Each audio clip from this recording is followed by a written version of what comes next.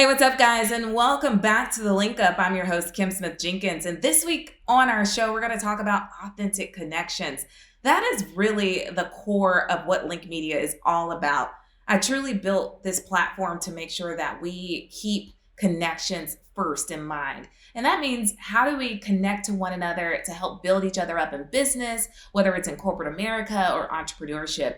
I am so blessed to have a tribe of women behind me that I am connected to that truly lifts me up, encourages me, pours in their talents and gifts into my business, and I do the same for them. And that's what it's all about, right? Like making sure we're helping each other, propel each other, and get to where we want to be in life.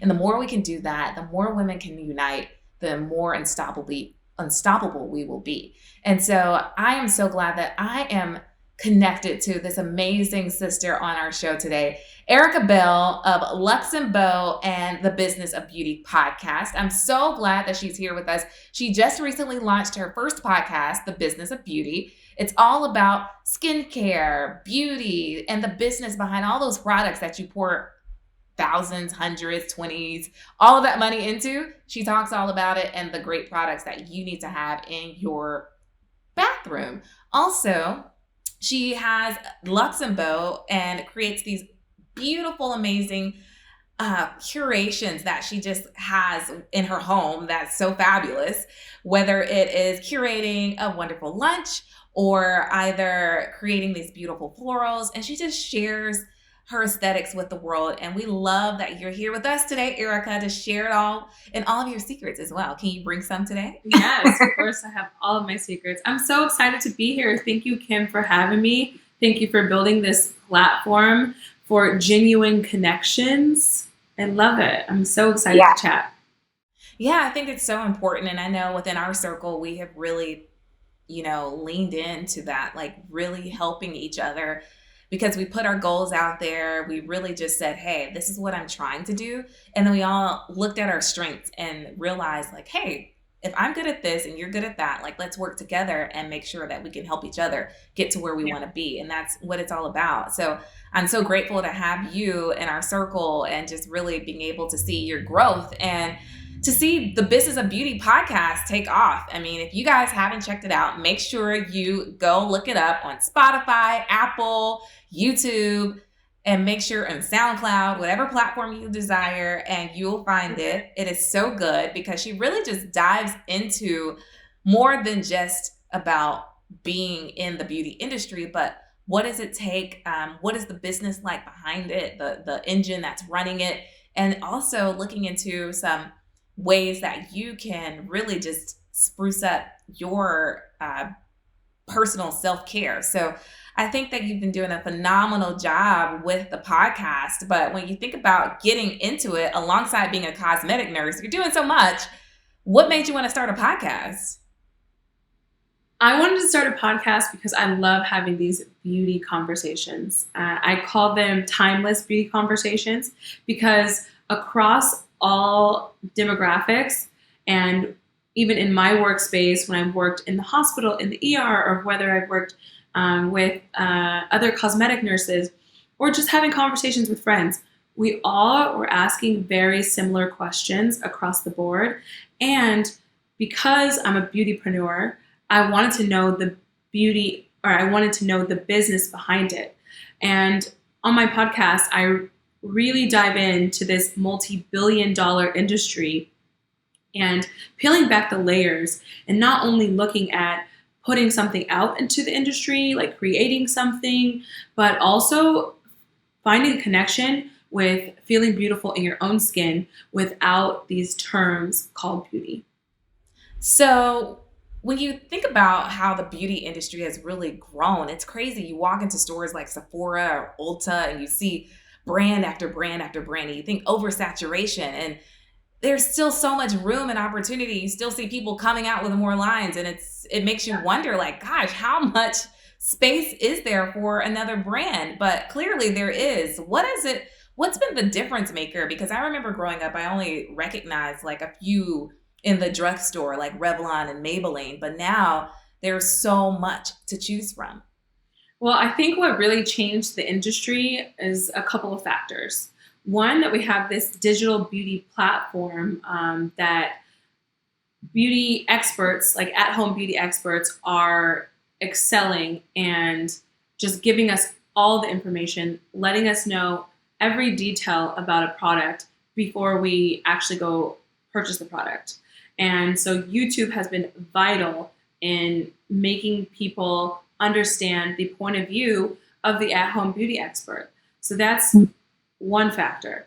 And then a second factor is the surgence of people wanting to know more about clean beauty and demanding a standard of um, of clean ingredients in beauty products. And so that alone is so many different types of people, so many different types of opinions, and that is what's influencing and driving this billion-dollar industry. It is not saturated because there is no one size fits all in this industry. Yeah, it's been amazing too. And you mentioned YouTubers and you think about influencers and a lot of the brands that are out there. I think what people really connect to is the persona behind the brand, right? You see Rihanna with Fenty or Kylie Jenner, and people gravitate to the people that they know and love and the brands and the people that they follow. What has been really cool or interesting to see in this day and age, how social media even powers the beauty industry and the people behind the brands. I love seeing it because it empowers your at home beauty expert and it brings to the forefront information that you may have a commonality with that person. But I think that it also brings awareness of how you as a consumer need to be informed, because you cannot just take the word of a beauty influencer or a brand for it. You have to know what your standard product is and what you want to put on your skin, on your lips day to day. Yeah, and you also need to know what to have in your drawer. And that's something I struggle with a lot. So I always try to hit you up and get tips. But share with us like a few things that we must have in our arsenal to take care of our skin. So my platform is definitely about empowering women and people in general to be their at-home beauty expert, because you're not always going to have someone to go to tell you. And plus, I think it just gives you a lot of happiness and confidence when you are able to pick out something that is actually working for you instead of trying something that someone told you to put on and then feeling defeated because it didn't work for you. So the way that I empower uh, people at home to get the right products into their beauty regimen is by first looking at the problem. So if you have acne-prone skin, you want to look for something that is acne related. Another problem is hyperpigmentation. You have hyperpigmentation. Those are the products that you want to focus on. If you have dull skin, you want products that are going to be making you glowy and lustrous. If you have dry skin, you want something that's going to hydrate you like a drink of water. So start with the problem first. And once you know what your problem is, then you kind of have to think, okay, what kind of beauty expert am I? Am I someone who wants to stick to clean beauty? Am I someone who wants a full system? Like I just want, it says unblemished. I want everything that has to do with unblemished. Or am I the picky, or like I'm picky and I'm choosy and I want, clean beauty over here, but then I have, these special brands that I'm loyal to. That's how you get the products and get your kind of beauty wardrobe aligned. I like that beauty wardrobe. And you have quite the beauty wardrobe. You have a lot of products that you use on a daily basis and that you encourage your listeners and your followers to use. But then you also think about, you say all things beauty. And all things beauty goes far beyond just skincare and makeup. It's about a feeling and a look. And I love that you speak about that. That is such a beautiful way of looking at it. What is beauty to you?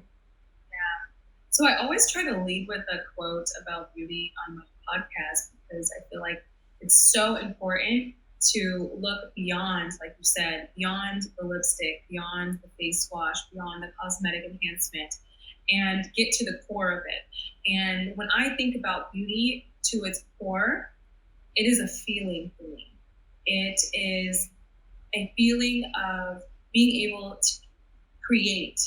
And I feel the most beautiful when I'm making something that I know is going to make someone else happy or is going to make me happy. Like when I do my floral arrangements, I am ecstatic because I know someone's going to see it and feel empowered because they're going to be like, she can do that, I can do that. Like I've seen her, I've watched her, I watched a little time lapse of her. Like she gave me the steps, I can also do that. That's what makes me feel so beautiful because I know that I'm sharing that feeling with someone else. You guys, Erica is so talented. Like, if you do not look at her feed, it's so Pinterest worthy. The flowers, even the way you curate your plates at home. I just want to know, does your lunch, your day actually look like it does on your Instagram feed? Because do you just wake up and have this beautiful bowl of yogurt created for you in the morning? Like, how does your day roll out? So it looks like that when I clean up. No, actually, so this is kind of something that I teach, or I shouldn't say teach, but I tell people my life looks like this because I have been studying beauty and I, bring things into my life that I know are timeless, that are always going to look beautiful. And so it makes it a lot easier to curate things that are Pinterest worthy or Instagram worthy or that other people like, because I don't just, like, if I move into somewhere, down to like my plates, I'm researching the plates. I'm going on Pinterest. I'm making boards of beautiful plates, like just shapes of plates.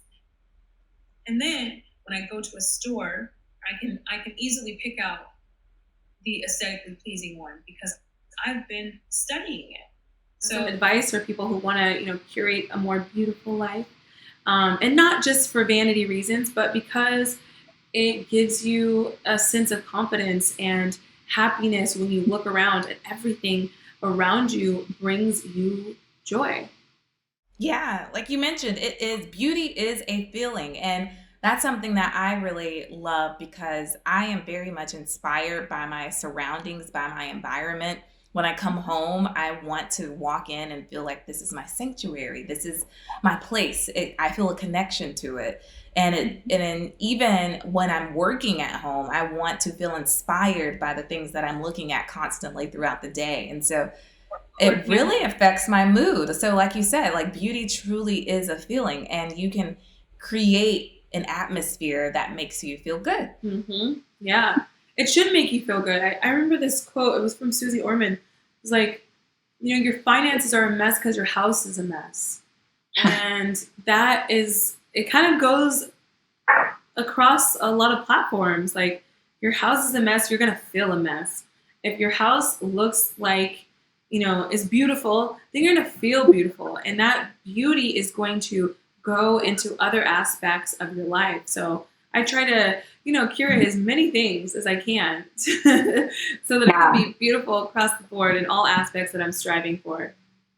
Well, it definitely is beautiful. And I love looking at all of your creations that you design. And I love listening to your podcast. But you know what? We all take inspiration from other people. And on the Link Up, we always share a woman of the week. And this woman she just exudes confidence. She loves the skin that she's in. And she is powerful. She is strong. And we are honoring today Viola Davis, Academy Award winning actress, and she's just incredible. And she just, really takes on these roles that allows her to just really show the depth of her talent.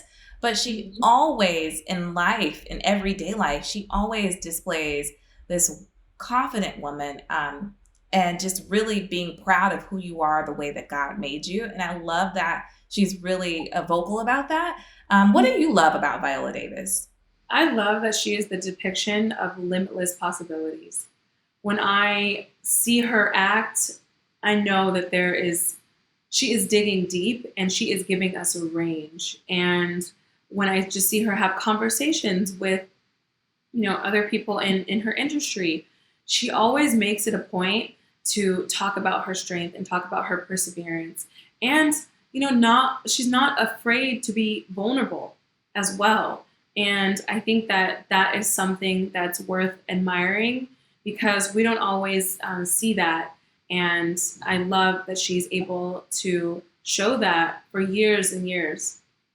Yeah, it's awesome to watch. And we hope that, she sees this. Maybe she watches the link up. I doubt it. But if she ever gets a glimpse of it, we just want you to know that, Viola, you inspire us in so many ways. And also, can you please let us know what moisturizer you use? Because her skin is flawless. It's always so silky smooth. I love it. Yeah, yes, I love it. I love it. And I love you so much, Erica. Your beauty just shines bright. I'm so proud of all that you are doing, all of your new initiatives and endeavors that you're diving into headfirst and just really taking it on with the Business of Beauty podcast, guys. Make sure you go check it out. A lot of great information in there for you to just take all in and just really start creating your own beautiful life. And also follow her at Lux and Bow on social media. And you guys don't forget to follow us as well at Link Media. That's at LNQ Media. And Erica, I'm just so happy for you. And I'm so proud of all that you're doing. Thank you so much for spending a little time with us today. Of course, this is lovely spending time with you. And I cannot finish this interview without telling everyone that the number one beauty product that they should have in their beauty regime, wardrobe, boudoir, whatever you want to call it, is sunscreen. That is the number one thing, women of color included, okay? We are not immune to getting skin cancer. And if you suffer from hyperpigmentation, think about how often you're putting on your sunscreen. If you see that there's a link between that, if you see that No pun intended. No pun intended. If you see that there's a link between you not really putting on sunscreen and your hyperpigmentation, then you need to reassess. And my number one sunscreen that I use is Josh Rosenbrook, and it's an all-natural sunscreen. It does not give you a white cast. I use it under my makeup as well. And even when you're in the house, you need to wear a little bit of sunscreen if you have, large, windows, because those UVA and UVB rays are still coming through and you're still susceptible to hyperpigmentation and also just sun damage overall. And don't forget your hands, especially. Yeah, I always forget my hands and my neck. I forget those too. And neck, yeah. Yes. Yeah. And yes, we are blessed with this beautiful melanin, and it does, preserve us a little bit longer, but we are not immune to those, hyperpigmentation and aging and sunspots and cancer. So I cannot stress that enough as a beauty maven, savant, whatever you would like to call me. Sunscreen, sunscreen, sunscreen. See, this is why you guys need to listen to her podcast. She's so knowledgeable and just so full of endless tips. So, Erica, we thank you so much. We'll see you next time on the Link Up, guys.